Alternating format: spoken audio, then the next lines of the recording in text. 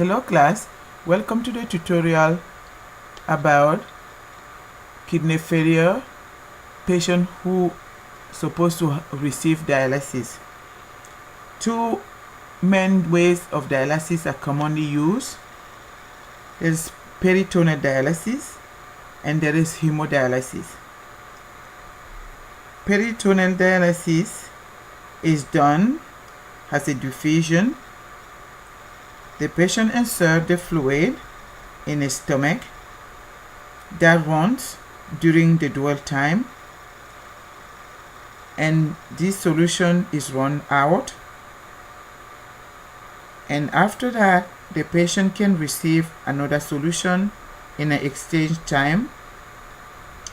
This period is 4 hours a day. Each exchange time is 30 minutes. Advantages of peritoneal dialysis: patient has freedom of work or treatment time. There's no needle involved. Patient can be self-care. Rise in hematocrit, improving in taste and appetite, physical strength, more stable blood chemistry. Hemodialysis. For hemodialysis, patient can go on the ambulatory, which means they go outpatient in a clinic to get treatment, or patient can be hospitalized and go to session of dialysis. It can be done as patient required, but sometimes it's most likely going to be 3 days a week. If all these treatments do not work, patients have the option of being transplanted. For dialysis, hemodialysis to happen, we have 3 access that I prefer to go through treatment: arterial, venous fistula, the systemic fistula, and double arterial. The AV fistula or fistula is on a non-dominant on the upper extremity. It can be used after 5 to 6 days after being placed. The systemic fistula is a graft. It is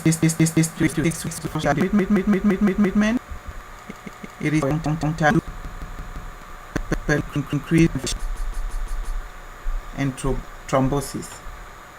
The double lumen catheter or tunnel catheter is placed on the upper chest underneath the skin. It is stitched until the permanent access is ready to be used.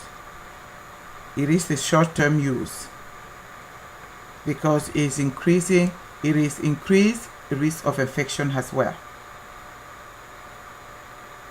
Nursing management of these patients: assessment of brood and trail, assessment of infection at the site, monitor fluid and electrolyte intake by measuring the weight and urine output, monitor electrolyte through lab, monitor cardiac and respiratory function, monitor and hold patient antihypertensive medications the day of dialysis, avoid food with potassium and magnesium, avoid nephrotoxic medications.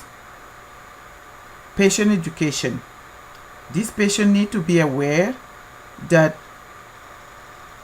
this size of the treatment, if the fistula or graft, need to be assessed for brood and trail regularly and report to the nephrologist team for any abnormality.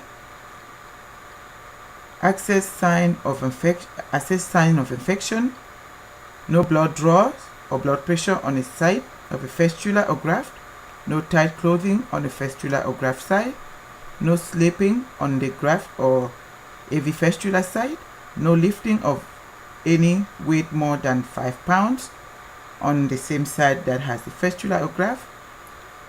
Monitor and follow diet low in potassium, low in sodium. Exercise the fistula arm after healing 7-10 days after. Medication. Patient need to remain on iron, remain on blood pressure medications, but also patient need to be aware to be careful about nephrotoxic medications.